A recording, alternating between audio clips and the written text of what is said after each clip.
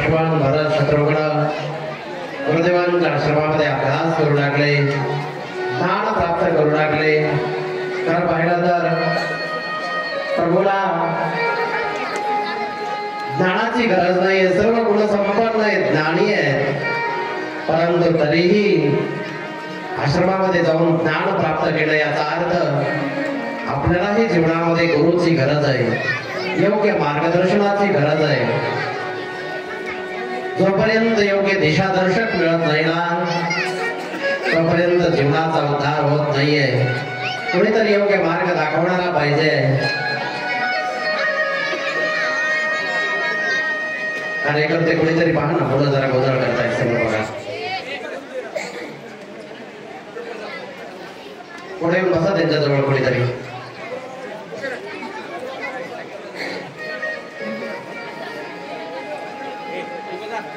पुढे न जरा शांत, ते पहा ना मुली मोबाईल खेळत बसल्यात। मागे सरकून जसा, पाठीमागे सरका जरा, एकदम शांत।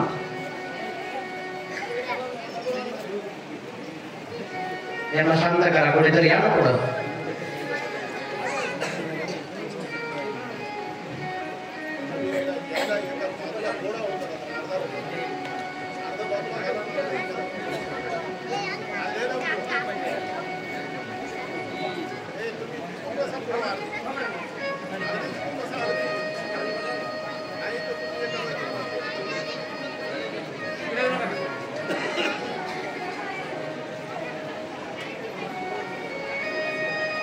मुलांचा गोंधळ चालू आहे म्हणून शांत बसलो, परंतु तिकडं महिलांचा सुरू झाला आता गप्पा।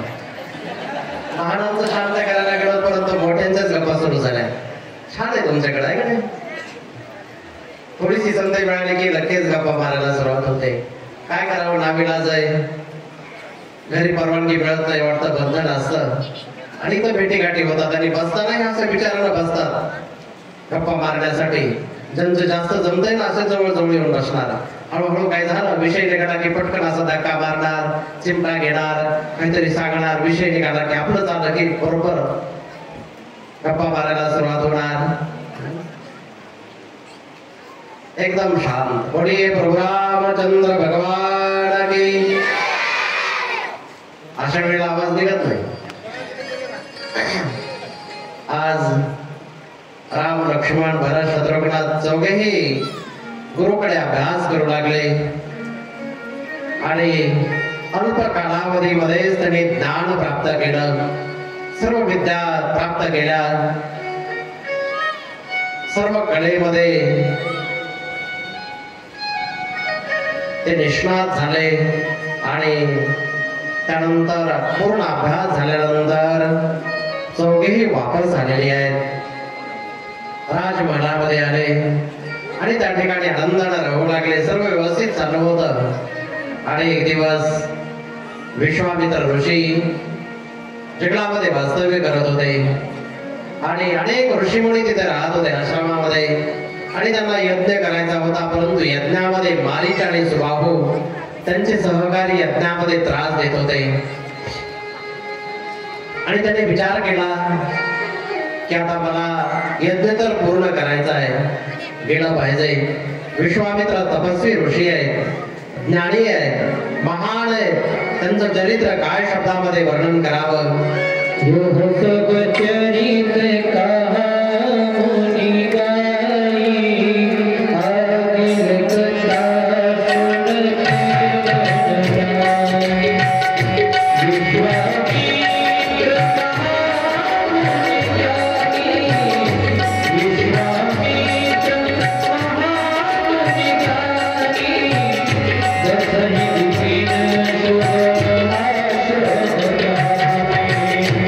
Yeah.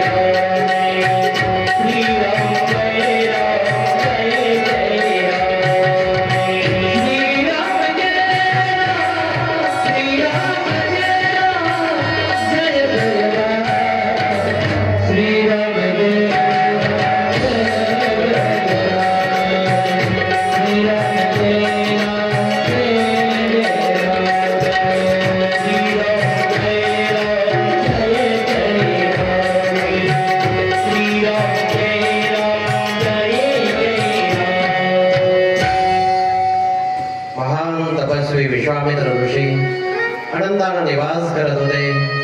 पूर्वी हे राजा होते, परंतु एक दिवस आपल्या सैन्यासह भ्रमण करत करत करत करत कुठेतरी गेलेले होते आणि परत येत असताना त्यांनी पाहिलं रस्त्यामध्येच वशिष्ठ ऋषींचा आश्रम लागला आणि त्या आश्रमामध्ये वशिष्ठ ऋषींचं दर्शन घेण्यासाठी आले. दुपारची वेळ होती. ऋषी भोजनासाठी विराजमान झालेले होते. जेवणाला सुरुवात करणारच होते आणि एवढ्यामध्येच या विश्वामित्रांचं राजा विश्वामित्राचं आगमन झालं. वशिष्ठांनी आग्रह केला. वशिष्ठ ऋषी म्हणतात की राजन, जेवणाच्या वेळेला आलात, जेवण करून जा. आपल्याही घरी आपण जेवण करायला बसलो आणि कोणी जर आलं ना, आपण सहज म्हणतो या जेवण करा, जरूर बोलवतो. आज वशिष्ठ ऋषींनी सांगितलं की जेवण करा. त्यावेळेला विश्वामित्र राजाने सांगितलं की मी एकटा नाहीये, माझ्या बरोबर लाखो सैनिक आहेत. मी त्यांना सोडून जेवायला कसं बसणार?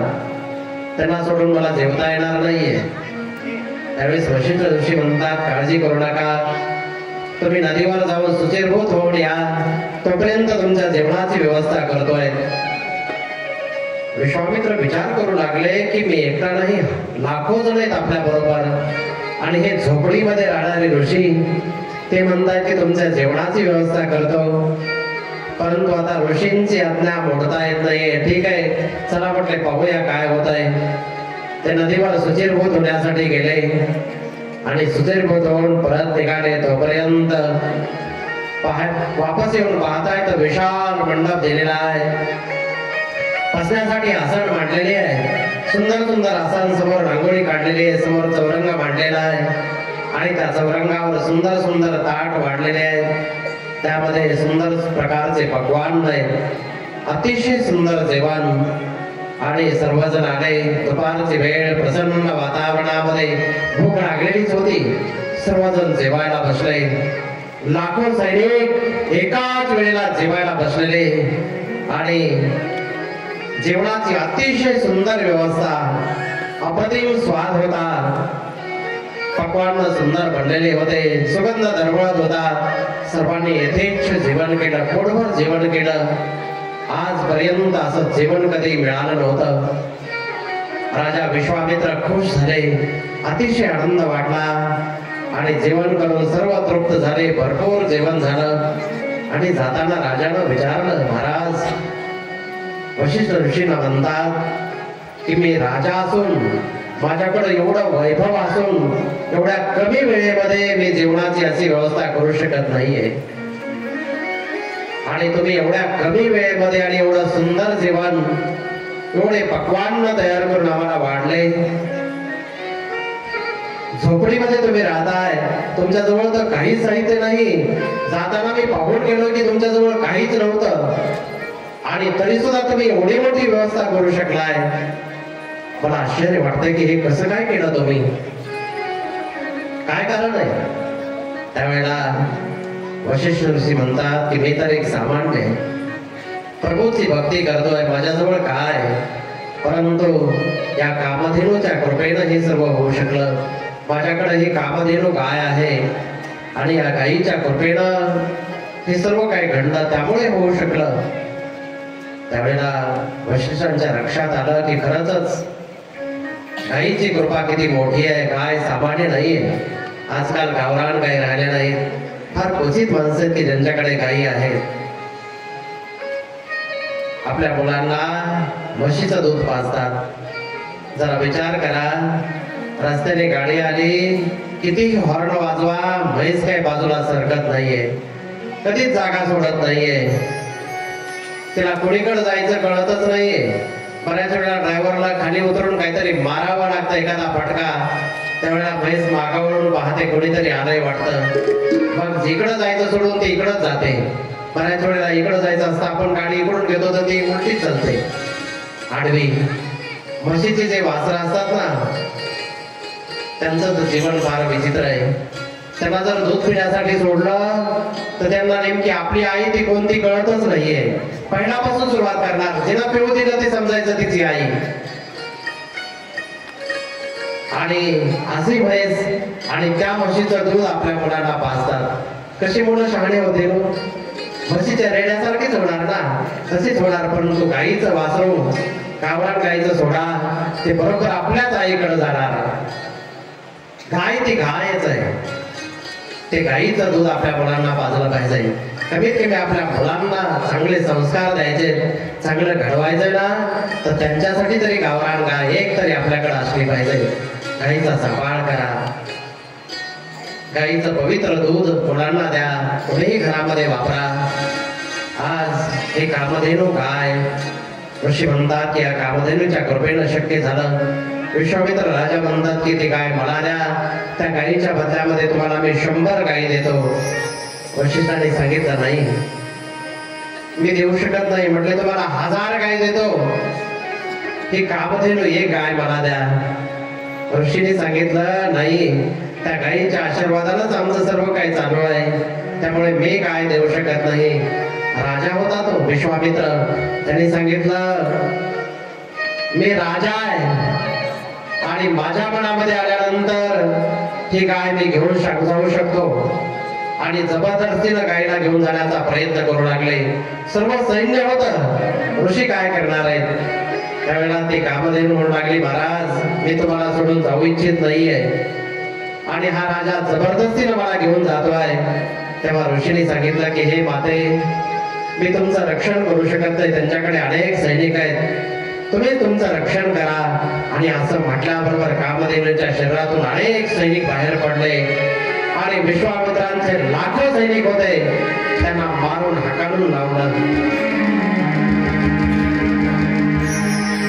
त्यावेळेला विश्वामित्रांच्या मनामध्ये राग आला. विश्वामित्र म्हणतात की मी एवढा मोठा राजा असून सुद्धा माझी शक्ती तिथं कामाला आली नाही. आणि हे ऋषी झोपडीमध्ये राहणारे आणि त्यांच्याकडे एवढं सामर्थ्य, एवढी शक्ती. ठरावा निश्चय केला की धिक्कार आहे माझ्या या राज्याला आणि या वैभवाला. आजपासून मी सुद्धा संन्यास घेणार आणि ब्रह्मर्षी बनणार. राजर्षी नाही, ब्रह्मर्षी बनणार. आणि या विश्वामित्राने कठोर तपश्चर्या केली, अनेक वर्ष तपश्चर्या केली आणि विश्वामित्र ऋषी ब्रह्मर्षी बनले. एवढा अभ्यास केला, एवढं ज्ञान प्राप्त केलं ना, कठोर तपश्चर्या करून ज्ञानी बनले. आणि आज तेच ऋषी निघालेले ते विचार करू लागले की मी एवढे वर्ष तपश्चर्या केली, ज्या भगवंताला प्राप्त करण्यासाठी तपश्चर्या केली,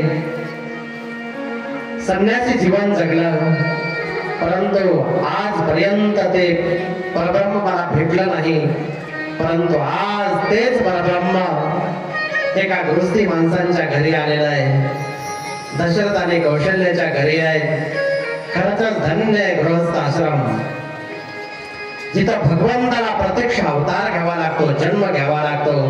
हजारो वर्ष तपश्चर्या करून सुद्धा संन्याशांना लवकर दर्शन होत नाही. विश्वामित्र म्हणतात की खरंच आज संन्यासी होऊन सुद्धा मला दर्शन करण्यासाठी, मागण्यासाठी राम आणि लक्ष्मणाला मागायला निघालेत ना, मागण्यासाठी मला गृहस्थी माणसाच्या घरी जावं लागतंय. संन्यासी असताना सुद्धा मागायला गृहस्थीच्या घरी जावं लागतंय. म्हणजे गृहस्थ आश्रम महान आहे, श्रेष्ठ आहे. परंतु गृहस्थ आश्रमामध्ये राहिल्यानंतर काही नियमांचं पालन करावं लागतं. प्रामाणिकपणानं जीवन जगायचं,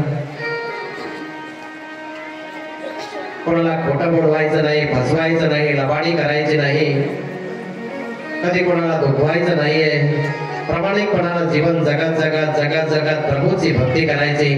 तुम्ही थोडी जरी भक्ती केली ना तरी त्याचं फळ तुम्हाला अनंत पटीनं मिळतं. संन्यासी ते संन्यासीच असतात, त्यांना प्रभूच्या भक्तीसाठी वेळच वेळ असतो.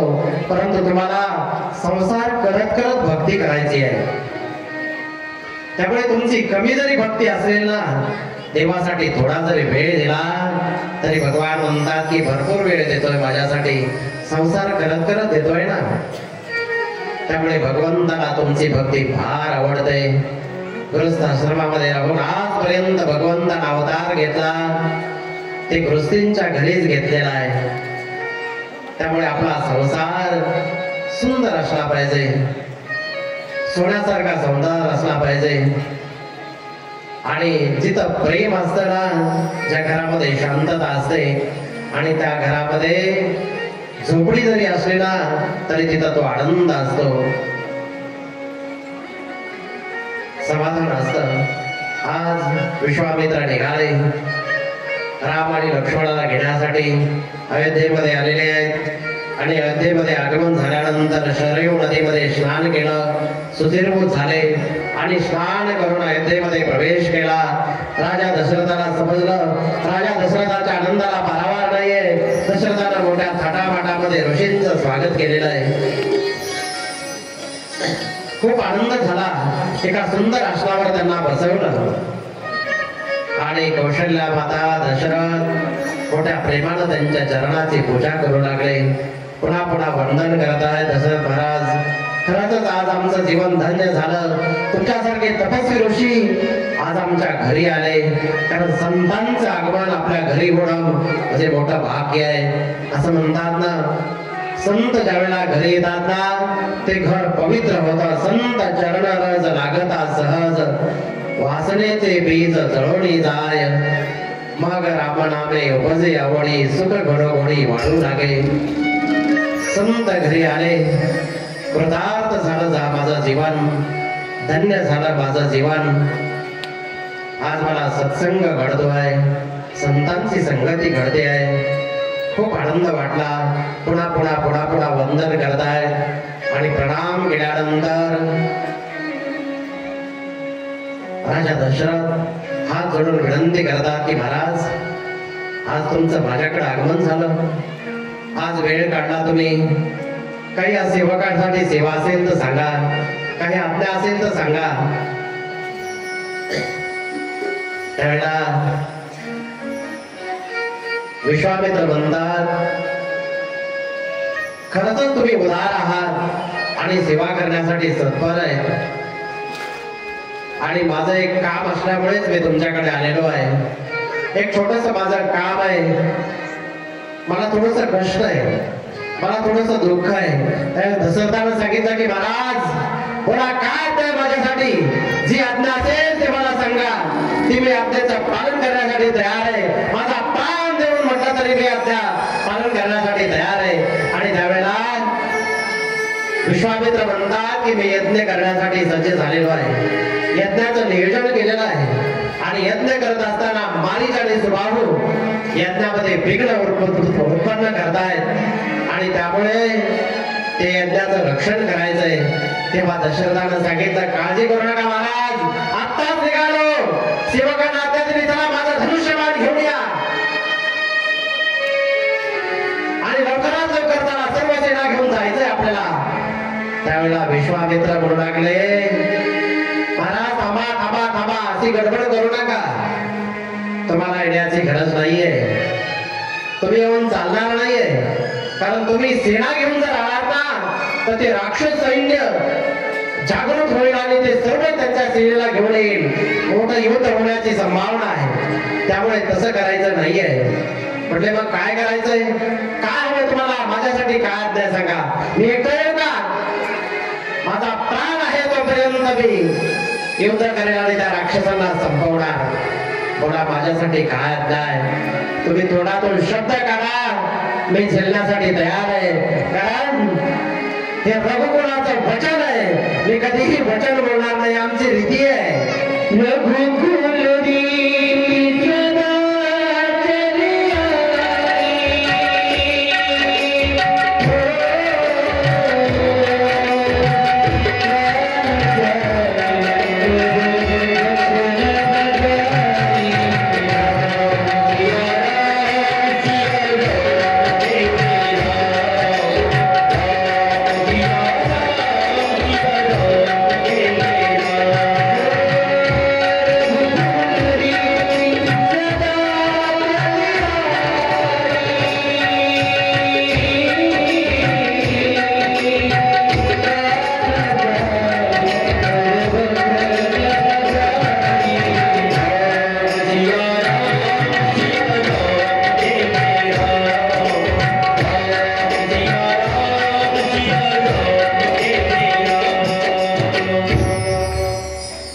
राजा दशरथ म्हणतात, प्राण गेला तरी चालेल परंतु मी वचन भंग करणार नाही, ही आमची रीती आहे, आमच्या कुळाची रीती आहे.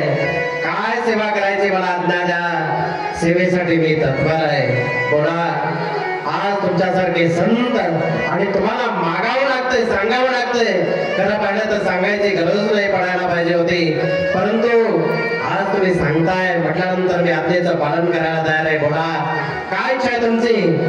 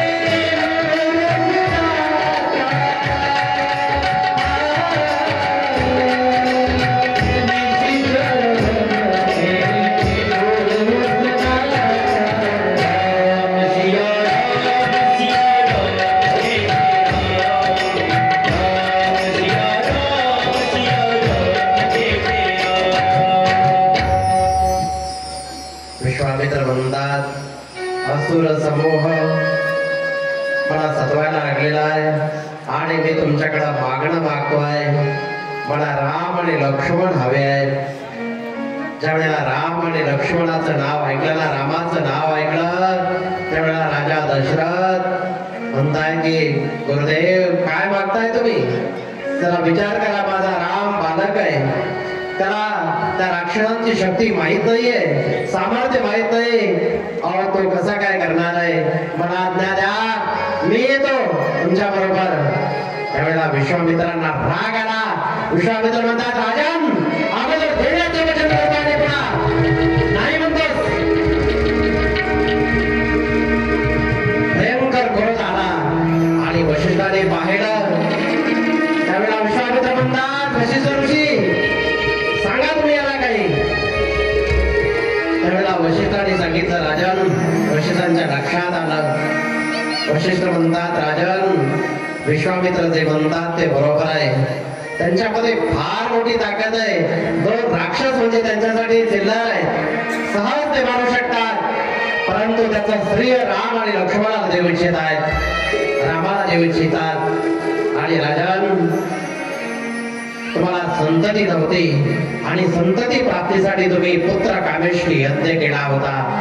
एक पुत्र तुम्हाला हवा होता, परंतु यज्ञ भगवान प्रकट झाले, प्रसाद दिला आणि तुम्हाला 4 मुलं झाले, 4 पुत्र प्राप्त झाले.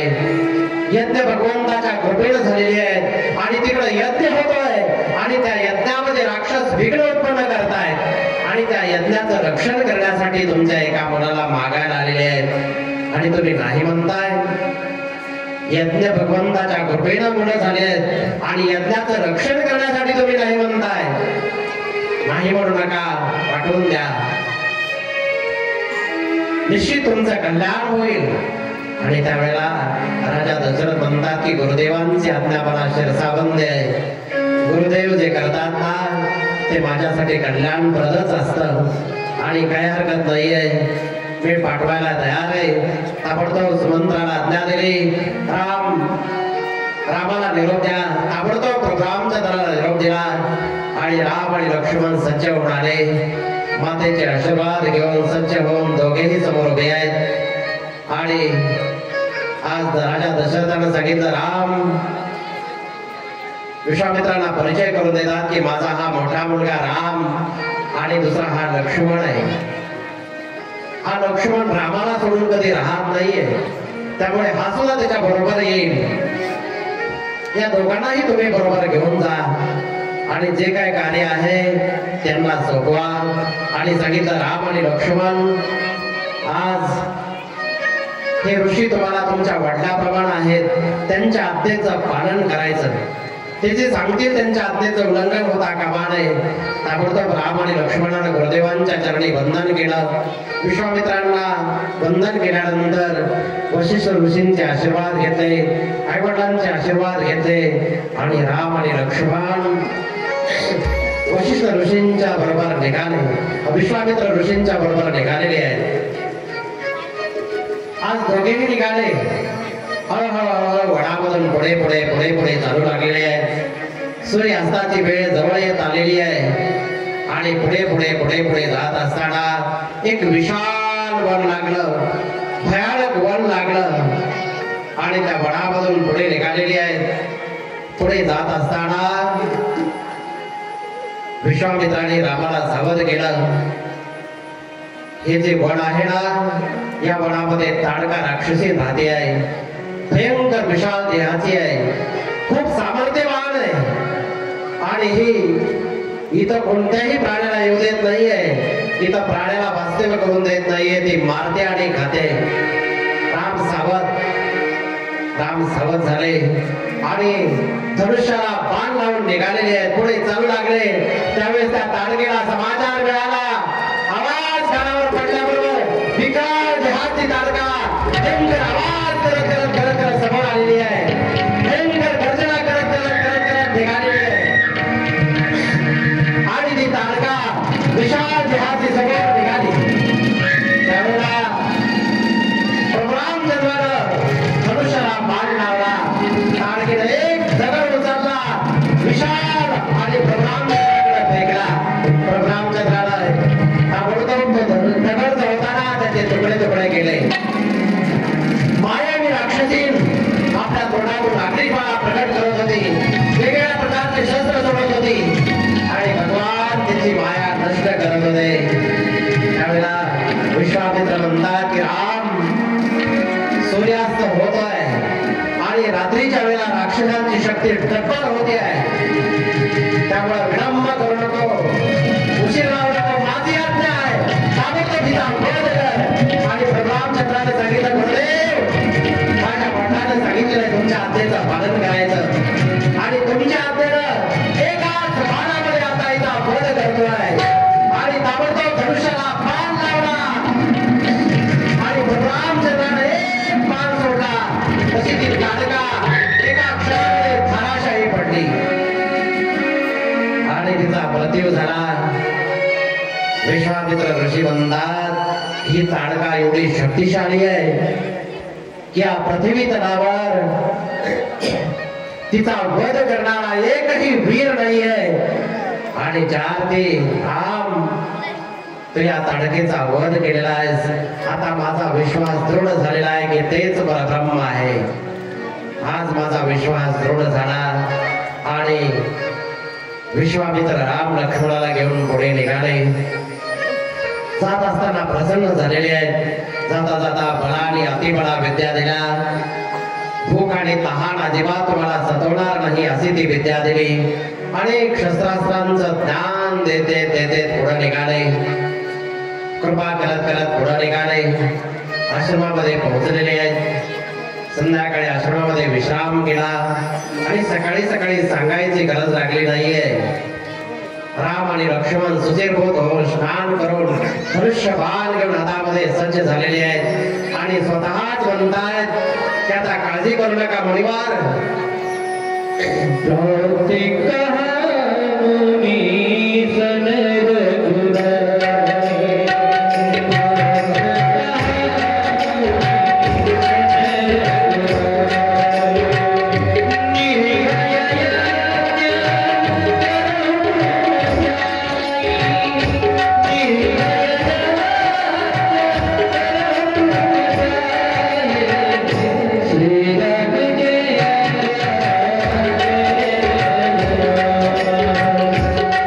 Thank you.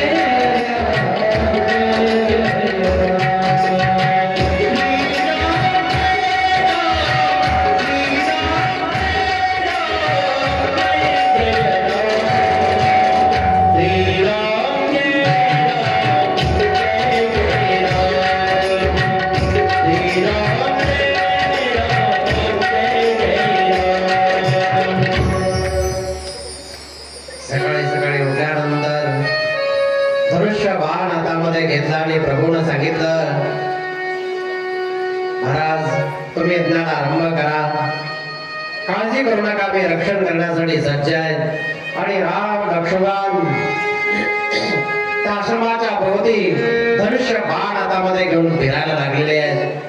यज्ञाला आरंभ झालेला आहे, सुंदर यज्ञकुंड बनवलेला आहे, आहुती दिली जाऊ लागलेली आहे, मंत्र घोष कानावर पडू लागले. आणि यज्ञाचा तो धूळ दिसल्यानंतर मारी सुभाव आपल्या सैन्यासह आकाश मार्गाने आले आणि यज्ञ प्रदूषित करण्यासाठी, रक्त मारण्यासाठी घेऊन आलेले आहेत.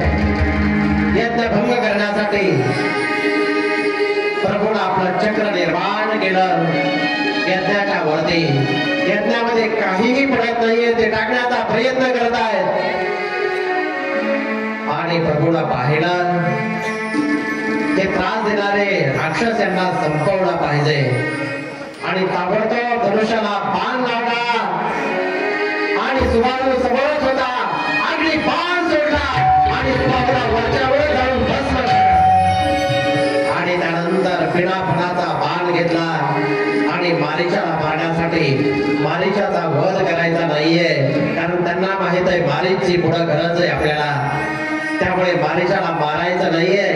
पिणापणाचा बाण घेतला.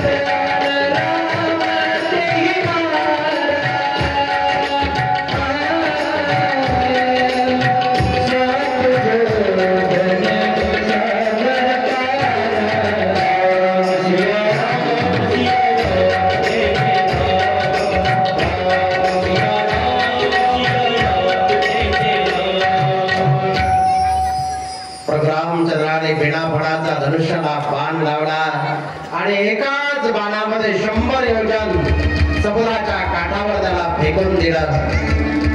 मारलं नाही, त्याला दूर फेकून दिलं. आणि त्यानंतर व्यवस्थित यज्ञ पार पडला. सर्व ऋषीमुनी राम आणि लक्ष्मणाचे आभार मानू लागले. त्यावेळेस विश्वामित्र म्हणतात की आज आमचा यज्ञ संपन्न केला. रघुवर या त्रैलोक्यामध्ये मारीचाने सुबाहूला मारणारा एकही वीर नव्हता. त्यांचं सामर्थ्य मला माहित होतं, फार शक्तिशाली वीर होते. आज मी तुझ्यावर प्रसन्न झालेलो आहे. आणि प्रसन्न होऊन ऋषींनी वेगवेगळे दिव्य अस्त्र प्रभू रामचंद्राला दिलेले आहेत. बरंचसं काही ज्ञान दिलं.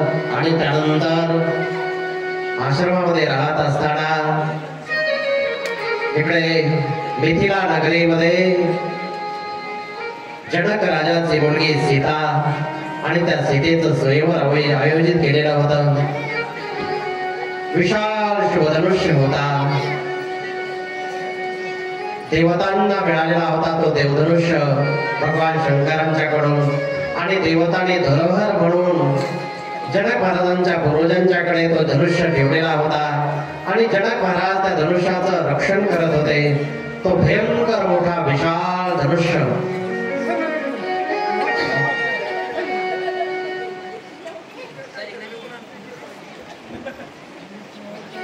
अतिशय मोठा धनुष्य. आणि त्या धनुष्याचं रक्षण जनक महाराजांनी केलेलं होतं. आणि तो विशाल धनुष्य हजारो माणसं लागत होते त्याला उचलायला. एवढा मोठा धनुष्य. त्या धनुष्याचं पूजन करण्याचं काम रोज जनक महाराज करत होते. रोज देवांना पूजा करायचे शिवधनुष्याची. आजही ते पूजा करायला आले. आणि पूजा करायला आल्यानंतर त्यांनी पाहिलं धनुष्याच्या आजूबाजूची जागा दररोज सारवलेली होती. सारवण्याचं काम चालू होतं. आणि आज त्यांनी पाहिलं की धनुष्याच्या खालची जागा पण सारवलेली आहे. त्यांना आश्चर्य वाटलं की धनुष्याच्या खालची जागा कशी काय सारवली. एवढा मोठा धनुष्य उचलून जागा कोणी सारवली. विचारलं आज की धनुष्याची जागा कोणी सारवलेली आहे. त्यावेळेस समजलं की सीतेनं ती जागा सारवलेली आहे. जनक महाराजांना आश्चर्य वाटलं. त्यांनी बाळाला बोलवलं, बेटा सीता, इथं राजा. सीता धावत धावत आली. जी पिताजी, ही जागा कोणी सारवली? मी सारवली बाबा. आणि धनुष्याच्या खालची जागा म्हटली मी सारवली. आणि धनुष्य कोणी उचलला? मीच उचलला बाबा. तेव्हा आश्चर्य वाटलं, हजारो माणसांना न उचलणारा धनुष्य त्या मुलीनं कसा उचलला? जनक महाराज म्हणतात, बाळा कसा उचलला तो धनुष्य? सीतेनं असा हातामध्ये घेतला आणि सांगितलंय का हा असा उचलला. सहज धनुष्य उचलला वर आणि अशी जागा सारवली. जनक महाराजांच्या लक्षात आलं, आदिमाया शक्तीचं प्राकट्य झालेलं आहे.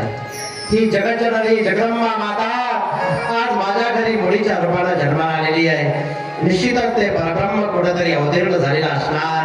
आणि म्हणून प्रतिज्ञा केली की जो कोणी धनुष्य भंग करील त्याच्याच गळ्यामध्ये सीता वरमाला घालील. आणि म्हणून आज ही प्रतिज्ञा केली आणि सर्व राजकुमारांना आमंत्रण पाठवलं गेलं. सर्वांना आमंत्रण दिलं. तसंच हे पत्र काही दूत पाठवले आणि विश्वामित्रांच्याकडे आमंत्रण पाठवलं. महाराजांना आशीर्वाद देण्यासाठी तुम्हीही लग्नामध्ये या. संतांचे आशीर्वाद आमच्या मुलीच्या लग्नात जर मिळाले, आमच्या मुलीचं जीवन धन्य होईल, कृतार्थ होईल. म्हणून संतांचे आशीर्वाद घेण्यासाठी विश्वामित्रांना आमंत्रण दिलं गेलं. सज्जन हो, यामध्ये आणखी एक गोष्ट घडली. सर्व राजकुमारांना आमंत्रण दिलं, परंतु अयोध्येमध्ये मात्र आमंत्रण पाठवलं नाहीये. सर्वांना आमंत्रण दिलं, अयोध्येला आमंत्रणच पाठवलं नाहीये. तर राजा दशरथ साधारण नव्हते, महान होते. जनक महाराजांना माहित होतं आणि तरी सुद्धा त्यांना आमंत्रण दिलं नाही. त्याचं कारण सांगितलं जातं. एक वेळेला जनक महाराज शिकार करण्यासाठी एका डुकराचा पाठलाग करत करत निघाले होते. एक डुकर माजलेला होता आणि तो सर्वांना त्रास देऊ लागलेला होता. आणि त्या डुकराचा पाठलाग करत करत करत करत निघालेले होते. खूप दूर जंगलामध्ये गेले आणि जंगलामध्ये गेल्यानंतर तो डुकर इकडून तिकडं पळत होता आणि त्याने डुकरावर निशाणा पकडला आणि बाण मारला. परंतु चुकून तो बाण एका गायीला लागला. डुकर तर पळून गेला, परंतु गायच मृत्युमुखी पडली. ज्यावेळेला त्या जनक राजाला पाहिणारा गायीचा मृत्यू झाला, जनक राजा तसाच खाली बसला, रडायला लागले. जनक महाराज, माझ्या हातानं गोहत्या झाली. गोहत्येचं पातळ घडलं, आता काय करणार?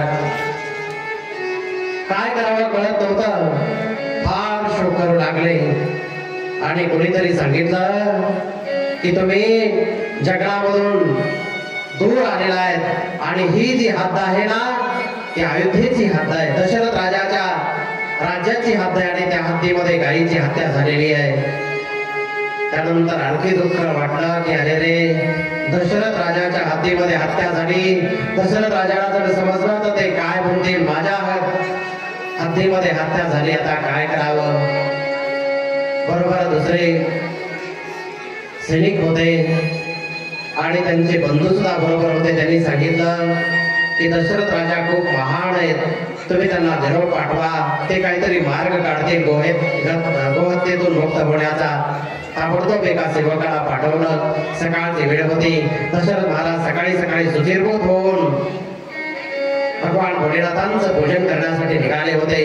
पूजेचं ताट हातामध्ये घेतलेलं आहे आणि पूजा करायला चाललेले आहे. आणि जात असताना अचानक तो सेवक आला. सेवकानं दशरथ महाराजांना वंदन केलं आणि सांगितलं की जनक महाराज तुमच्या अयोध्या नगरीच्या हद्दीमध्ये आलेली आहेत. असं समजल्यानंतर दशरथ महाराज म्हणतात की खूप आनंदाची गोष्ट आहे. ते तर आमचे अतिथी आहेत, स्वागत आहे त्यांचं, काय सेवा करू मी त्यांची? आणि त्या सेवकानं सांगितलं की महाराज, जनक महाराजांच्याकडनं एक अपराध घडलेला आहे. म्हणजे जनक महाराज विधेय आहेत, एवढे महान आहेत आणि त्यांच्या हाताने अपराध, विश्वास बसत नाही. म्हटले घडला आहे, चुकून घडलेला आहे. म्हटले काय झालंय? अचानक डुकराला बाण मारत असताना तो बाण चुकून गाईला लागला आणि तुमच्या हातीमध्ये गोहत्या घडली. गोहत्या म्हटल्याबरोबर तर पूजेचं ताट हातातून तसंच खाली पडलं आणि दशरथ महाराज खाली बसले. फार दुःख झालं, गोहत्या झाली, वाईट झालं, त्यांना खूप वाईट वाटलं. आणि त्यावेळेस त्या सेवकानं सांगितलं की महाराज, जनक महाराजांनी मला तुमच्याकडे पाठवलेलं आहे, तुम्हीच काहीतरी मार्ग काढा आणि आमच्या स्वामींना गोहत्येच्या पातकातून मुक्त करा. त्यावेळेला दशरथ राजांनी सांगितलं, काळजी करू नका. समोरच एक झाडू मारणारा दिसला, त्याला आवाज दिला, तो धावत धावत पळत पळत आला, हात जोडले, मुद्रा केला. महाराज बोला, काय नाही सेवकाला, सेवक सेवेसाठी तयार आहे. तर जनक महाराजांनी सांगितलं, शरयू नदीचं पाणी घेऊन जा आणि संजीवनी कर. आणि जनक महाराजांच्या हातातून गायीचा मृत्यू झालेला आहे, त्या गायीला जिवंत कर जा. तो सेवक निघाला. जनक महाराजांचा सेवक विचार करू लागला की गायीला, मेलेल्या गायीला उठवणं एवढं सोपं आहे का? एवढं सहज आहे मेलेल्या व्यक्तीला गायीला उठवणं? आणि हा झाडवाला काय उठवणार आहे? परंतु राजाची आज्ञा आहे. जाताना त्या झाडवाल्यानं शरयू नदीचं पाणी घेतलं आणि जनक महाराजांच्याकडे आला. जनक महाराजांना वंदन केलं. जनक महाराजांना सेवकांना सांगितलं की राजा दशरथानं या झाडवाल्याला पाठवलंय गायीला जिवंत करण्यासाठी. जनक महाराज म्हणतात, बाळा, आलास ना बाबा तू, ठीक आहे, प्रयत्न कर. त्यांनी सांगितलं, माझं काय सामर्थ्य, माझे राजे महान आहे, त्यांच्या शक्तीनं जे काय होईल ते मी प्रयत्न करतो. हातामध्ये पाणी घेतलं आणि संकल्प केला की माझे स्वामी, माझे राजे मनानं आणि वचनानं जर सत्य असतील, त्यांनी जीवनामध्ये कधीही चुकीचं काम केलं नसेल, तर मी आज संकल्प करतो की गाईला ताबडतोब उठून बसावं.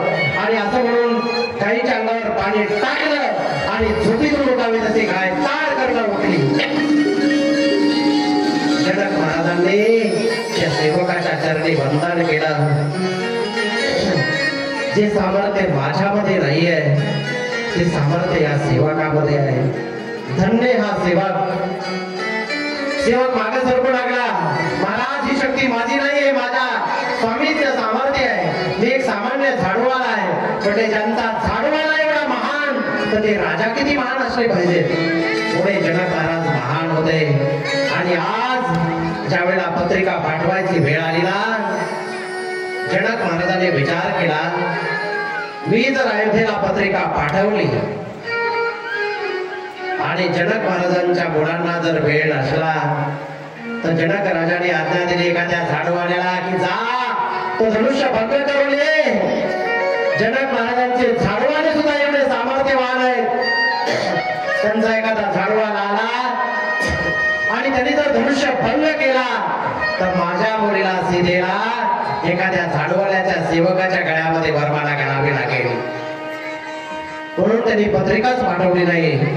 म्हणजे नको, त्यांना पत्रिकाच द्यायची नको. परंतु जे होणार आहे ते कधी चुकत नाहीये. आणि आज विश्वामित्रांच्याकडे ज्या वेळेला निरोप आला ना, तर त्यावेळेला विश्वामित्र रामाला म्हणतात की राम, एक यज्ञ पूर्ण केलेला आहे, आता दुसरा यज्ञ पूर्ण करायचा आहे. जनक महाराजांनी धनुष्य यज्ञाचं आयोजन केलेलं आहे. तिथं अनेक राजकुमार येणार आहेत. मला वाटतं तो सुद्धा बरोबर आला पाहिजे आणि तिथला अनुभव घेतला पाहिजे. तिथं कसे कसे कोणते कोणते राजकुमार येत आहेत, काय असतं माहीत झालं पाहिजे. आणि म्हणून तो सुद्धा माझ्या बरोबर यावा अशी माझी इच्छा आहे. राम आणि लक्ष्मण म्हणतात की गुरुदेव, तुमची आज्ञा. मला माझ्या वडिलांनी सांगितलेलं आहे की गुरुदेवच तुझ्या वडिलाप्रमाणे आहेत आणि त्यांच्या आज्ञेचं पालन करायचं. तुमची आज्ञा जे असेल ते मला मान्य आहे आणि त्यामुळे तुम्ही मला तुमची आज्ञा सांगा. आणि आज्ञा गुरुदेवाने दिली, चला. आणि त्यावेळेला राम आणि लक्ष्मण निघाले.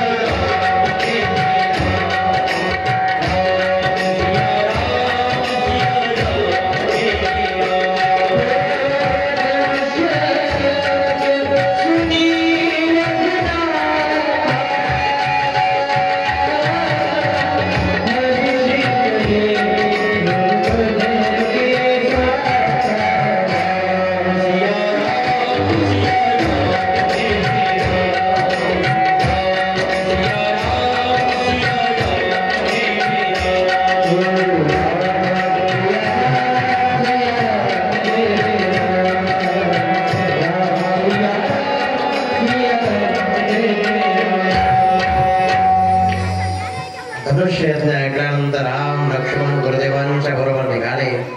हळूहळू पुढे पुढे पुढे पुढे चालू लागले. पुढे गेल्यानंतर एक सुनसान आश्रम लागला. प्रभू रामचंद्रानं पाहिलं. राम म्हणतात की हा आश्रम पूर्णपणे उदास आहे. तिथं पशु पक्षी प्राणी कोणीच दिसत नाहीयेत. सगळे वृक्ष वाळून गेलेले आहेत. एक मात्र थोडीशी हिरवी दिसते आहे दगडाच्या शिळेवर. नाही तर बाकी तर सर्वत्र उदास दिसतंय. महाराज असं का घडलं इथं? काय कारण आहे? त्यावेळेला विश्वामित्र म्हणतात की आजपर्यंत आश्रमाविषयी कोणी विचारत नाहीये. इकडं कोणी पाहत सुद्धा नाहीये. आणि राम आज तुझी दृष्टी तिकडे गेली, तुझी दृष्टी त्या बाजूला गेली. त्यावेळेला राम म्हणतात ज्याच्याकडे कोणी पाहत नाही ना गुरुदेव, त्याच्याकडे मी पाहतो आहे. ज्याच्याकडे कोणाचं लक्ष नसतंय, जे दुर्लक्षित झालेलं आहे ना, ज्याला कोणाचा आधार नाहीये, जे निराधार बनलेलं आहे, त्या अनाथांचा नाथ मी आहे. त्यामुळे माझं लक्ष गेलं. गुरुदेव, ही स्त्री रूपानं पडलेली शिळा आहे, हा दगड आहे, स्त्री सारखा दिसतोय. याचं कारण काय? हा कोणाचा आश्रम आहे? काय कारण आहे? त्यावेळेला विश्वामित्राने सांगितलं की राम, हा गौतम ऋषींचा आश्रम आहे. एकेकाळी गौतम ऋषी आणि त्यांची पत्नी अहिल्या या ठिकाणी वास्तव्य करत होते, आनंदाने राहत होते. पतिव्रता अहिल्या आपल्या पतीची मनोभावे सेवा करत होती. तपस्वी गौतम ऋषी तपश्चर्या करत होते. सर्व काही आनंदानं चालू होतं. परंतु कधी कुणाची नजर लागेल सांगता येत नाहीये. अहिल्या ही अतिशय सुंदर आहे, अतिशय रूपवान आहे, खूप सौंदर्यवान आहे. आणि एक दिवस या इंद्राची वाईट नजर या अहिल्यावर पडली. इंद्र ही देवता आहे, स्वर्गामध्ये राहणारे देव. त्यांचं मन कधी तृप्त होत नाहीये. स्वर्गामध्ये एवढे अप्सरा आहेत, परंतु ते नेहमी अतृप्त राहतात. पुण्य केल्यानंतर माणूस स्वर्गामध्ये जातो. आणि स्वर्गामध्ये जसे इथं भोग आहेत ना, अशाच वस्तूंचा उपभोग त्या ठिकाणीही मिळतो. परंतु दिव्य उपभोग त्यांना मिळतो. आणि प्रभूची भक्ती केल्यानंतर, प्रभूची कृपा झाल्यानंतर जीव मुक्त होतो. लक्षात ठेवा, मुक्त होणं वेगळं, स्वर्गामध्ये जाणं वेगळं, नरकामध्ये जाणं वेगळं आहे. पुण्य करून स्वर्गामध्ये जातो, परंतु स्वर्गामध्ये गेल्यानंतर जे केलेलं पुण्य आहे ते संपलं की पुन्हा तेतम भुक्त्वा स्वर्गलोकम विशालम क्षीणे पुण्ये मर्त्य लोकम विशंती. पुन्हा स्वर्गामधून परत मृत्यू लोकामध्ये यावं लागतं. आज हा इंद्र स्वर्गामध्ये आहे आणि त्याचं लक्ष या अहिल्यावर आहे. मन कधी तृप्त होत नाहीये, मन नेहमी अतृप्त राहतं. एवढे मोठे भोग आहेत, एवढ्या मोठ्या अप्सरा आहेत, सर्व वैभव आहे, आणि तरी सुद्धा हा इंद्र अतृप्त आहे आणि त्याचं लक्ष या परस्त्रीवर आहे. इंद्राने लक्ष ठेवलं आणि पहाटे ब्रह्ममुहूर्तावर ऋषी स्नान करण्यासाठी नदीला जाण्यासाठी निघाले. आणि त्याच वेळेला हा इंद्र वेश बदलून ऋषींच्या वेशामध्ये लपत लपत लपत लपत आश्रमामध्ये प्रवेश करतोय. अहिल्याच्या लक्षात आलं नाहीये काय घडतंय. आणि त्याच वेळेला या इंद्रानं अहिल्याचा उपभोग घेतला, परस्त्रीचा उपभोग घेतला आणि इंद्र लपत लपत बाहेर पडू लागला. त्याच वेळेला ऋषीने पाहिलं, ऋषी परत आलेले होते. आपल्याच वेशामध्ये कोणीतरी बाहेर येत आहे. त्यांच्या लक्षात आलं की कोणीतरी कपट केलेलं आहे. तेव्हा ऋषीने सांगितलं, खबरदार, इथं जाऊन भस्म करील, कोण आहेस तू? त्यावेळेला इंद्रानं आपलं स्वरूप प्रकट केलं. ऋषींच्या लक्षात आलं, इंद्रानं अपराध केलेला आहे. माझं रूप धारण करून ताबडतोब जाणून घेतलं त्यांनी. माझ्या पत्नीचा उपभोग घेतलेला आहे. आणि त्याच वेळेला अहिल्या सुद्धा बाहेर आली, पतीच्या समोर धडधड धडधड कापते आहे. आणि इंद्राला रागाच्या भरामध्ये ऋषीने शाप दिला, 1000 छिद्र होतील तुझ्या शरीराला, भयंकर शाप दिला. आणि इंद्राच्या शरीराला त्या छद्रातून सतत रक्त वाहत होतं. भयंकर दुःखी झाला इंद्र. अपराध केलेला होता त्याचा परिणाम त्याला भोगावा लागला. आणि ही अहिल्या तिच्याही लक्षात आलं की माझ्याकडनं चूक झालेली आहे. त्यावेळेला ही अहिल्या पतीच्या चरणी लोटांगण घालू लागली, प्रणाम करू लागली. परंतु ऋषी रागाच्या भरामध्ये त्यांच्या लक्षातच आलं नाहीये की आपल्या पत्नीचा अपराध आहे की नाही. आणि हातामध्ये जल घेऊन शाप दिला, तू दगड होशील, शिळा होशील. अहिलेला शाप मिळाला आणि त्याच क्षणी ती दगड झाली, शिळा बनली आणि ऋषी निघून गेले. आणि थोड्याच दिवसामध्ये तो आश्रम सुनसान झाला. अहिलेचा अपराध नव्हता, परंतु तिला सुद्धा कधी कधी जीवनामध्ये असं घडतं की काहीही चूक नसताना कधी कधी आपल्याला दुःख भोगावं लागतं. आज अहिलेला पश्चाताप वाटतोय की माझा काही एक अपराध नसताना मला हे दगड होण्याचा शाप मिळाला. काच घडलं माझ्या जीवनामध्ये. परंतु आज ज्यावेळेला प्रभू रामचंद्र आले ना, प्रभू रामचंद्राने विचारलं की महाराज ही शिळा, ऋषी म्हणतात की ती तुझीच प्रतीक्षा करते आहे राम, तिचा उद्धार कर. तुझ्या चरणाची रज इच्छिते आहे, तू तिचा उद्धार कर. आणि राम पुढे आले आणि प्रभू रामचंद्राने आपला पाय थोडासा वर उचलला.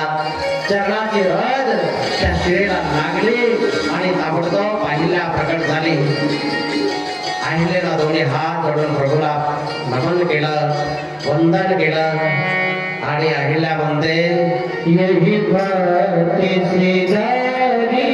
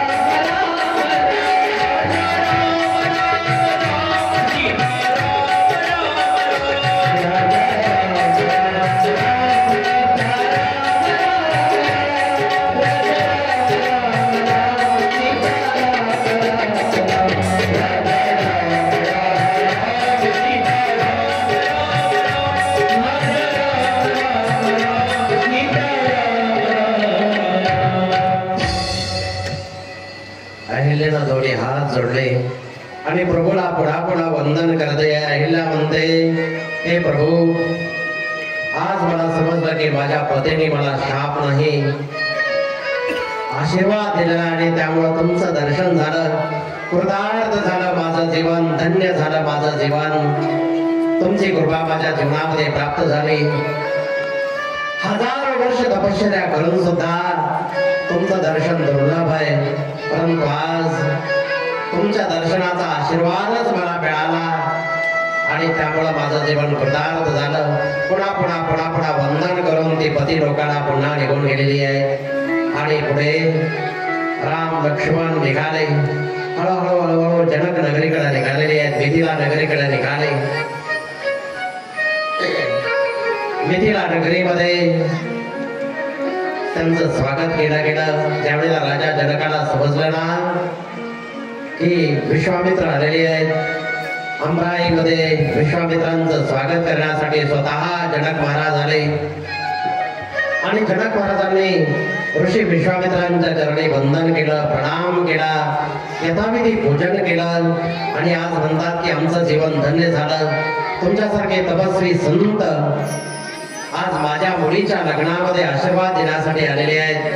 खरंच कृपा केली, तुम्ही आला. परंतु आज मला जरा आश्चर्य वाटतंय कारण माझं मन सतत ब्रह्मामध्ये निर्गुण स्वरूपामध्ये राहणारं माझं मन या मुलांच्याकडे पाहिल्यानंतर आकृष्ट होत आहे. निर्गुण स्वरूपामध्ये सतत चिंतनामध्ये राहणारं माझं मन यांना पाहिल्याच्या नंतर ते ब्रह्मसुख सुद्धा माझ्या मनातून निघून गेलेलं आहे. काही कळतच नाही काय म्हणतात जनक महाराज.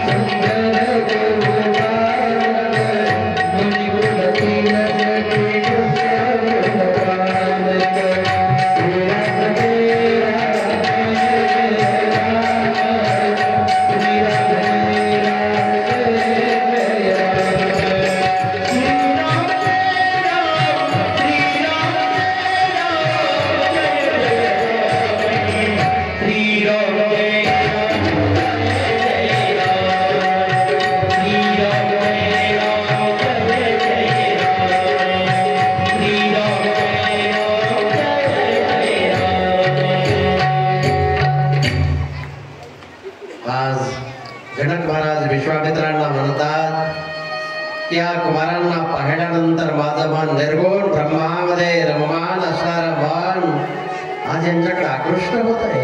हे नेमके कोण आहेत? प्रत्यक्ष परब्रह्म या पदवी तलावर अवतीर्ण झालाय. हे रघुकुळ तिलक आहेत की मुनिकुळ पालक आहेत? हे नेमके कोण आहेत? कुणाचे बालक आहेत? त्यावेळेला विश्वामित्र म्हणतात की तुम्हीच जाणून घ्या की हे नेमके कोण आहेत. तुम्ही महान आहेत, ज्ञानी आहेत, तुम्हीच ओळखा की हे नेमके कोण आहेत. परंतु यांचा परिचय सांगतो. हे राजा दशरथ यांचे सुपुत्र आहेत. धनुष्य यज्ञ करण्यासाठी, धनुष्याचा पूर्णत्व करण्यासाठी हे मी त्यांना घेऊन आलो होतो. यांनी येताना ताडकेचा उद्धार केला. मारीचाने सुबाहू मारीच्याला दूर फेकून दिलं आणि सुबाहूचा एकाच बाणानं नाश केला. आणि येत असताना रस्त्यामध्ये अहिल्याचा उद्धार यांनीच केला. हे शब्द ऐकल्यानंतर आज या जनक राजाचे हात आपोआप जोडले गेले. जनक राजाने ओळखलं की तेच परब्रह्म आज या ठिकाणी आलेलं आहे. त्यांच्या लक्षात आलं. जनक महाराज म्हणतात की महाराज आज तुम्ही राजभवनामध्ये चला. विश्वामित्र म्हणतात की मी तपस्वी साधू इथं अमराईमध्ये वास्तव्य करतो म्हटले नाही. तुमचं वास्तव्य तर तुम्ही कुठेही करू शकताय, परंतु तुमच्या बरोबर हे जे कुमार आलेले आहेत ना, हे राजा दशरथाचे सुपुत्र आहेत आणि यांचा योग्य सन्मान करणं माझं कर्तव्य आहे. आणि तुमच्यासाठी तर तुम्ही ज्या ठिकाणी जाल तो आश्रम आहे. त्यामुळे महलामध्ये चला. आणि त्यांची महलामध्ये सुंदर व्यवस्था केली गेली. विश्वामित्रांच्या बरोबर राम आणि लक्ष्मण महलामध्ये आले, विश्राम केला. आणि त्यानंतर राम म्हणतात की गुरुदेव मी लक्ष्मणाला जरा हे नगर दाखवून आणतो. गुरुदेवाने सांगितलं राम जाऊ शकतोय. सहज आज्ञा दिली. कारण राम कसे ते विश्वामित्रांना माहित आहे. पहा ज्यावेळेला श्रीकृष्ण मथुरीमध्ये आले होते ना, तेव्हा बाबांची आज्ञा घेत असताना बाबा लवकर परवानगी देत नव्हते जायला. बलराम म्हणत होते की आम्ही जरा पाहून येतो. श्रीकृष्ण म्हणत होते आम्ही नगर पाहून येतो, परंतु बाबा आज्ञा देत नव्हते. माहित होते की हा नटखट आहे, हा काहीतरी गडबड केल्याशिवाय राहणार नाही. परंतु विश्वामित्रांना माहित आहे की राम अतिशय सरळ आहे. आज्ञा दिली जा. आणि राम लक्ष्मण निघाले. आज या मिथिला नगरीमधून भ्रमण करू लागलेले आहेत. मिथिलामधल्या स्त्रिया परिचय प्राप्त करण्यामध्ये फार हुशार आहेत. त्यांनी पाहिलं, त्यांचं ते रूप आणि गुण पाहिल्यानंतर त्यांचं मन तृप्त होत नाहीये. काही स्त्रिया खिडकीमधून पाहतायत, दरवाजातून पाहतायत, काही गच्चीवर गेलेल्या आहेत, टेरेसवर गेलेल्या आहेत आणि वरून पाहू लागलेल्या आहेत. त्या पाठीमागून पाहतायत, त्यांची चर्चा ऐकतायत. परंतु त्या म्हणू लागल्या की यांचा चेहरा मात्र पाहायला मिळत नाहीये. काय करावं? एक जण म्हटले काहीतरी यांना फेकून मारूया म्हणजे हे वर पाहतील. दुसरी म्हणे नाही नाही, त्यांचं एवढं सुंदर कोमल शरीर आणि यांना आपण काय फेकून मारणार, कसं मारणार? दुसरे म्हणजे दुसरं काही फेकायचं नाहीये, फुलं फेकायचे फुलं. आणि वरून गच्चीवर पुष्पवृष्टी करू लागलेल्या आहेत. पुष्पवृष्टी केल्यानंतर प्रभू रामचंद्र विचार करतात की या नगरीमध्ये मी पहिल्यांदाच आलो, कोणी ओळखत नाही मला आणि कोण पुष्पवृष्टी करतंय म्हणून पाठीमागं वरून पाहतायत. त्यांचं ते सुकुमार रूप पाहिलं, सुंदर चेहरा पाहिला आणि पाहिल्यानंतर ते स्वतःलाच विसरून गेल्या. देहभान विसरून गेलेले आहेत आणि त्यांचं रूप माधुर्य आपल्या डोळ्यातून ग्रहण करू लागलेले आहेत.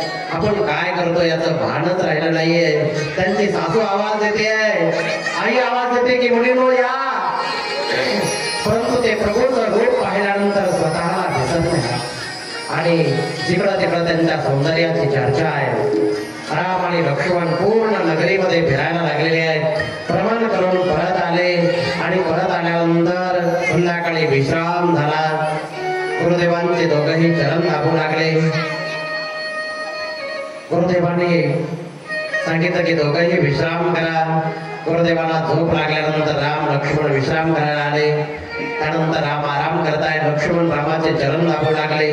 रामाला झोप लागली, त्यानंतर लक्ष्मण आराम करायला गेले. सकाळी लक्ष्मण अगोदर उठले, त्यानंतर राम उठले आणि नंतर गुरुदेव उठले. सुधीरभूत झालेले आहेत आणि त्यानंतर राम म्हणतात की गुरुदेव आम्ही पूजेसाठी फुलं आणायला जातोय. पुष्पवाटिकेमध्ये फुलं आणण्यासाठी निघाले. राम आणि लक्ष्मण पुष्पवाटिकेच्या दिशेने निघालेले आहेत. पुष्प घेण्यासाठी निघाले आणि त्या बागेच्या जवळ आलेले आहेत. लक्ष्मण आतमध्ये तसेच प्रवेश करू लागले. रामानं थांबवलं, थांब लक्ष्मण, त्या बागेचे मालक माळी असतात. लक्ष्मण म्हणतात की आपण त्या नगरीमध्ये आलेलो आहेत ना, त्या नगरीचे राजा त्या बागेचे मालक आहेत. राम म्हणतात की मालक राजा आहेत, परंतु बागेचं रक्षण करायचं काम हे माळी करतायत, सांभाळ करण्याचं काम माळी करतायत. त्यामुळं माळ्याकडनं आज्ञा घेणं गरजेची आहे. आणि राम त्या माळ्याकडनं आज्ञा घेत आहेत. त्याला काही पुष्प हवे आहेत, फुलं घ्यायचे आहेत पूजेसाठी गुरुदेवांच्या, त्यामुळे आम्हाला परवानगी द्या. त्या माळी सांगतायत की तुम्ही जादूगर आहेत, मी तुम्हाला ओळखलेलं आहे, तुमचं मर्म मला माहित आहे. तुम्ही जर बागेमध्ये गेलात आणि फुलाला हात लावला, कुठं जर स्पर्श केला आणि त्या फुलाची जर स्त्री झाली आणि स्त्री झाल्यानंतर मी आताच ऐकलं काही अघटित घटना घडली तर काय करायचं? त्यामुळे तुम्ही तिथं हात लावू नका. तुम्ही स्पर्श केल्यानंतर काहीतरी गडबड होईल. तुम्ही जादूगर आहे म्हणजे मग काय करायचं? राम आणि लक्ष्मण म्हणतात की तिथं जे सरोवर आहे ना, त्या सरोवरामध्ये आम्ही हात धुतो, व्यवस्थित हात धुणार. ते म्हटले तुम्ही हात धुण्यासाठी सरोवरामध्ये उतरणार. सरोवराला पायऱ्या आहेत आणि पायऱ्याला भरपूर दगड आहेत. तुम्ही जर खाली उतरायला लागलात आणि त्या दगडाची स्त्री निर्माण झाली आणि सगळ्या स्त्रिया जर वर उडून गेल्या तर तिथं बागेमध्ये त्या सरोवरामध्ये एकही दगड राहायचा नाही. म्हणजे मग जायचं कसं तोच सांगा मला, काय करायचं? त्यावेळेस त्या माळ्यानं सांगितलं, म्हटले तुम्ही जादूगर आहेत आणि जादू, तुमची ही जादू जी आहे ना, तुमच्या मंत्राला मारक मंत्र आमच्याकडे आहे. राम म्हणतात मग तुझा मंत्र कोणता आहे तो तरी सांगा आणि लवकर आम्हाला जाऊ दे, उशीर करू नकोस. त्यांनी सांगितलं आमचा जो मंत्र आहे ना, आमची जी किशोरी आहे ना, सीता माता, सीताजी, त्यांच्या नावाचा एकदा जयजयकार करा आणि नंतर मध्ये जा, तोपर्यंत तुम्हाला प्रवेश नाहीये, आतमध्ये प्रवेश मिळणार नाही. लक्ष्मण म्हटले करावाच लागेल का? राम म्हणतात की आम्ही क्षत्रिय आहेत, कोणाच्या नावाचा जयजयकार करणार नाहीत. म्हटले मग मी मध्ये जाऊ देणार नाही. लक्ष्मण म्हणतात आता काय करायचं? लक्ष्मण म्हणतात की ती माझी माताच आहे आणि मातेचा जयजयकार करायला काय हरकत आहे? आणि म्हणून लक्ष्मणाला जयजयकार केला. बोलिये किशोरीजी की जय हो. जयजयकार केला आणि लक्ष्मण निघाले, राम निघाले. त्यावेळेला माझ्या नाडवलं म्हटले थांबा, ज्याने जयजयकार केला तोच आत जाऊ शकतो, दुसऱ्याला परवानगी नाहीये. रामाला अडवलं, रामाला जाऊ देत नाही. राम म्हणतात की आता काय करायचं? आता जयजयकार करावाच लागेल. पर्याय नाहीये आणि रामानं जे जयकार केलेला आहे बोलिये जनक नंदिनी की जय हो। आणि प्रभू रामचंद्राला परवानगी मिळाली।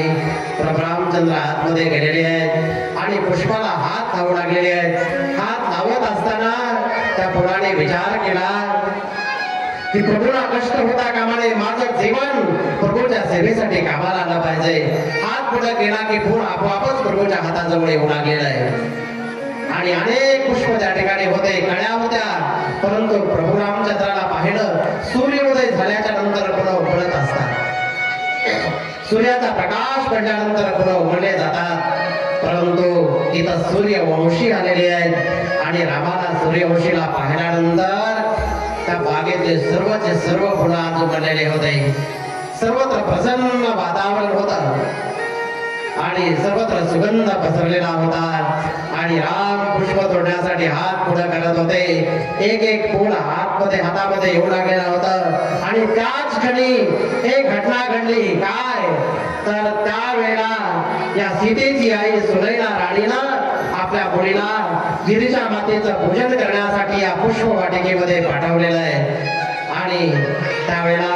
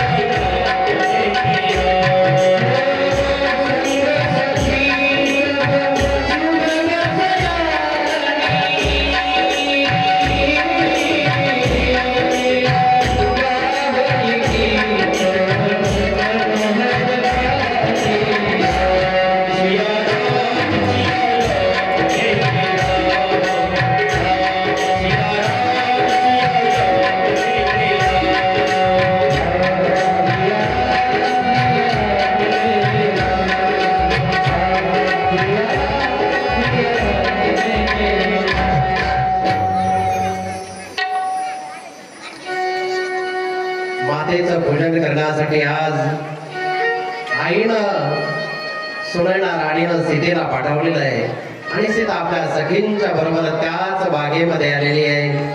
बागेमध्ये सुंदर सरोवर आहे, त्या सरोवरामध्ये स्नान केलं, सुंदर वस्त्र परिधान केले आणि त्या मातेच्या गिरिजा मातेच्या मंदिरामध्ये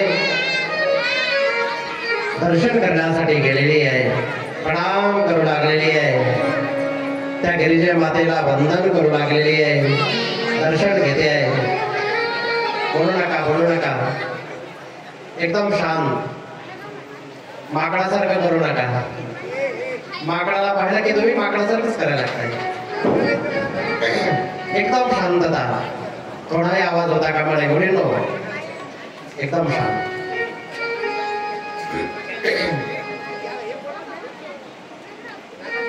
बोलिए प्रभु रामचंद्र भगवान की। ही सीता गिरिजा मातेला प्रार्थना करते आहे आणि तेवढ्यामध्ये त्याची एक सखी ती बाहेर आली आणि बाहेर आल्यानंतर तिनं पाहिलं फुलं तोडत असताना घामाघूम झालेले राम, एवढे कोमल राम आहेत की त्यांना पुष्प तोडत असताना सुद्धा घाम आलेला होता। ज्यांची चर्चा काल दिवसभर ऐकली होती ना, अतिशय सुंदर दोन कुमार या मिथिला नगरीमध्ये आलेले आहेत, ही चर्चा सर्वत्र पसरलेली होती आणि तोच कुमार त्या रामाला तिनं पाहिलं आणि पाहिल्याच्या नंतर तिची अवस्था काय झाली शब्दामध्ये व्यक्त करता येत नाहीये। ती पळत पळत पळत पळत सीतेकडे आलेली आहे।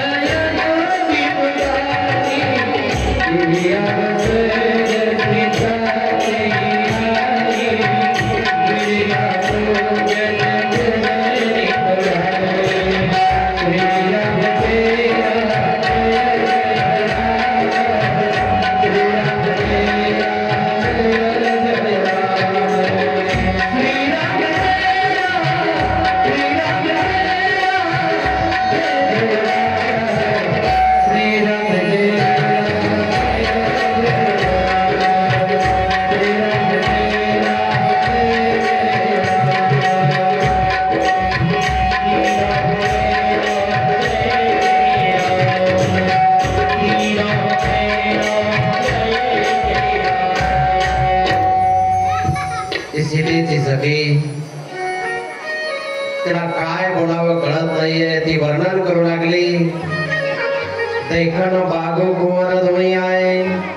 ते काल त्यांची चर्चा चालू होती. ते दोन्ही कुमार बाग पाण्यासाठी आलेले आहेत. एवढे सुंदर आहे, त्यांच्या सौंदर्याचं शब्दामध्ये वर्णन करता येत नाहीये.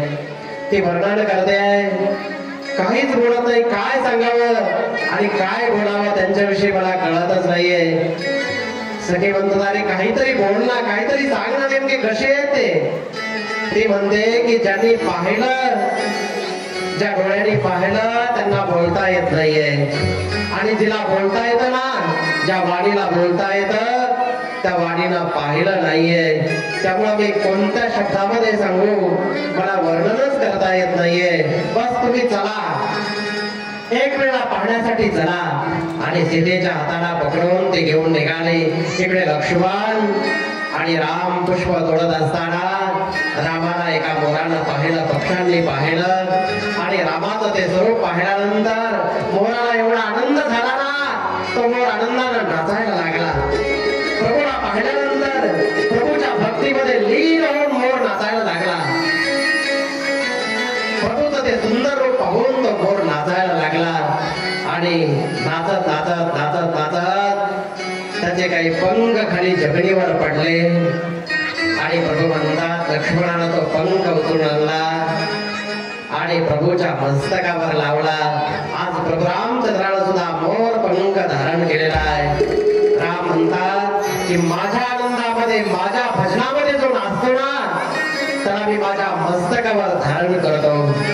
आणि माझं भजन चालू असताना जो नुसता पाहत राहतो त्याला मात्र दूर करतो. त्याला मी जवळ करत नाहीये, जवळ घेत नाही. परंतु माझ्या भजनामध्ये देहभान विसरून जो जातो ना, त्या मोराचा पंख प्रभूने आपल्या मस्तकावर धारण केला आणि शृंगार केलेला आहे लक्ष्मणानं.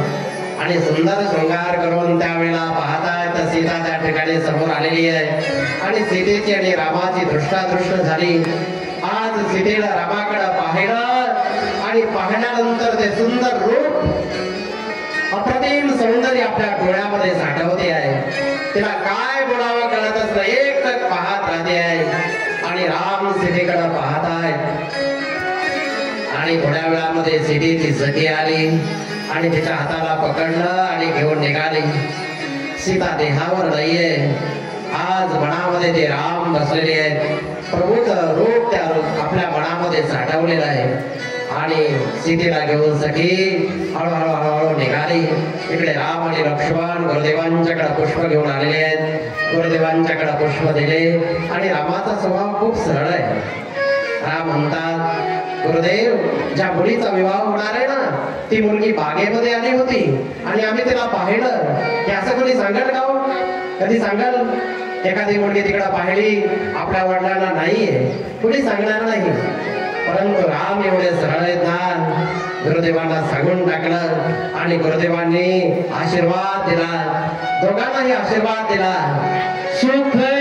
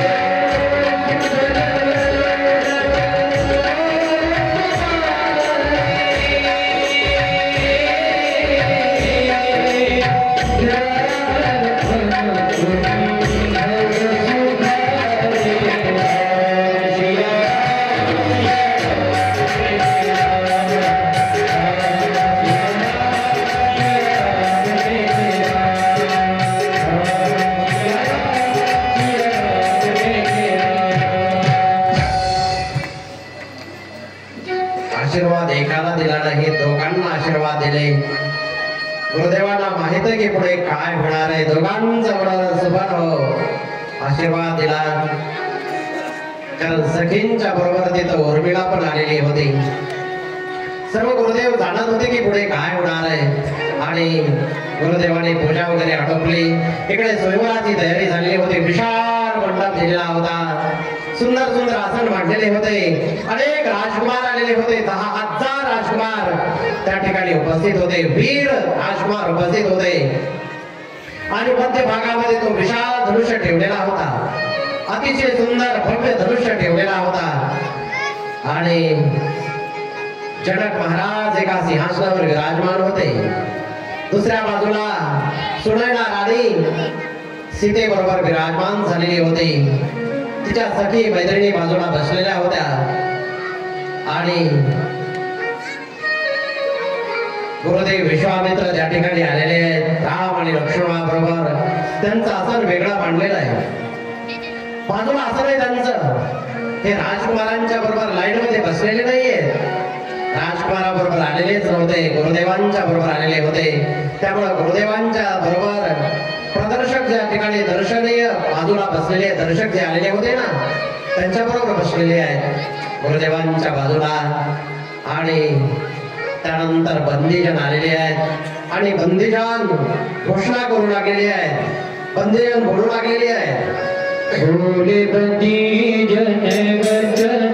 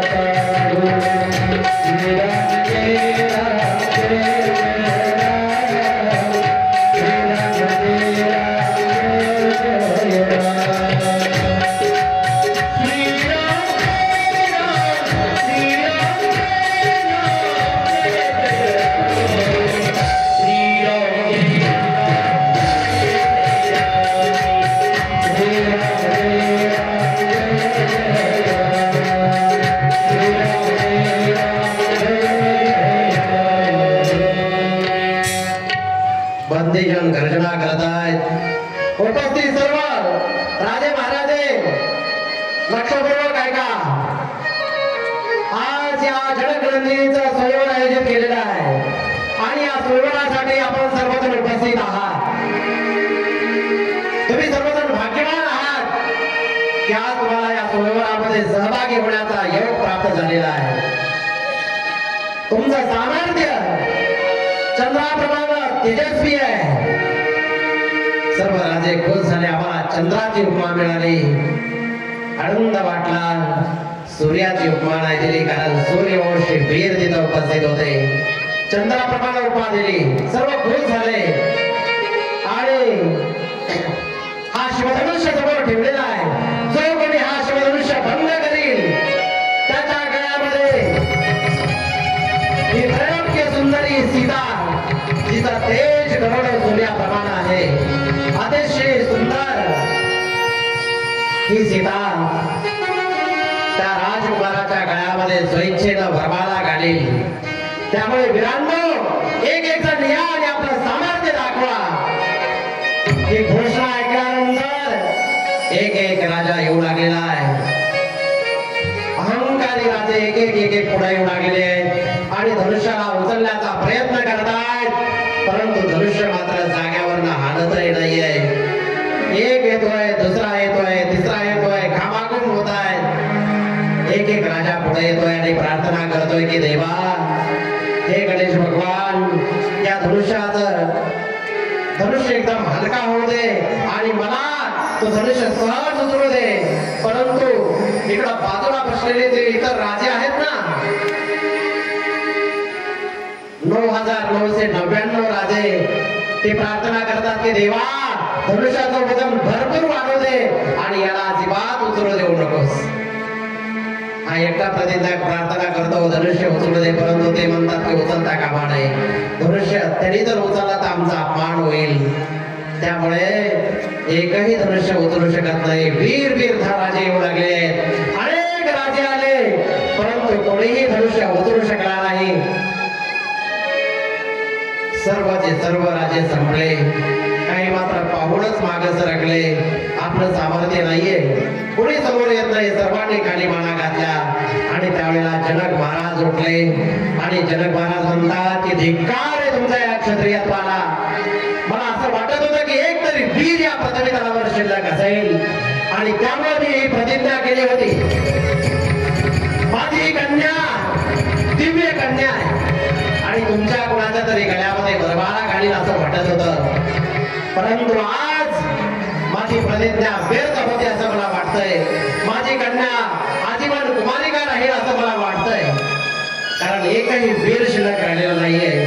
परशुरामानं 21 वेळा निक्षत्रिय पदवी केली, त्यावेळेला सर्वचे सर्व वीर संपले. एकही वीर इथं शिल्लक दिसत नाहीये.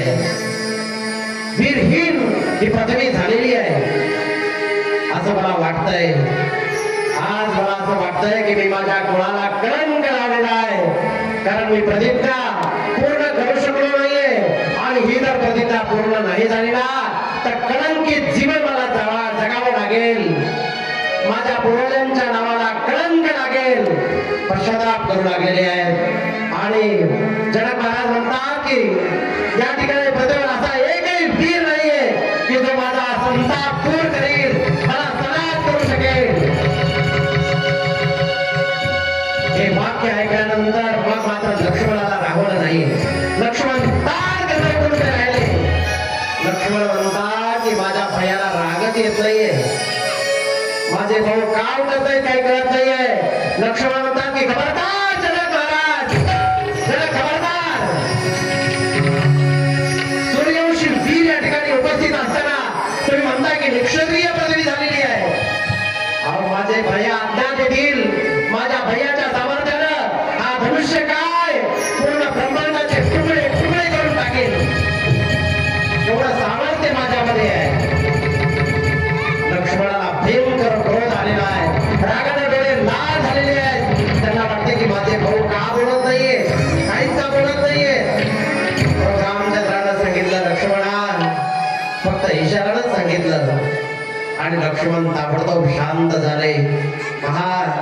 मारामारी लागल्याच्या नंतर माणसं धरायला पडतात, थांब थांब थांब थांब म्हणतात. माणसं तसेच पुढे पळायला लागतात. परंतु राग असा असला पाहिजे, फक्त मोठ्या माणसाचा इशारा काफी आहे.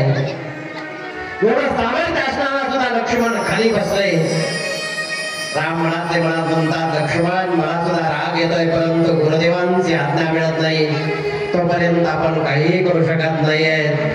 आणि त्यावेळेला गुरुदेवांनी आज्ञा दिली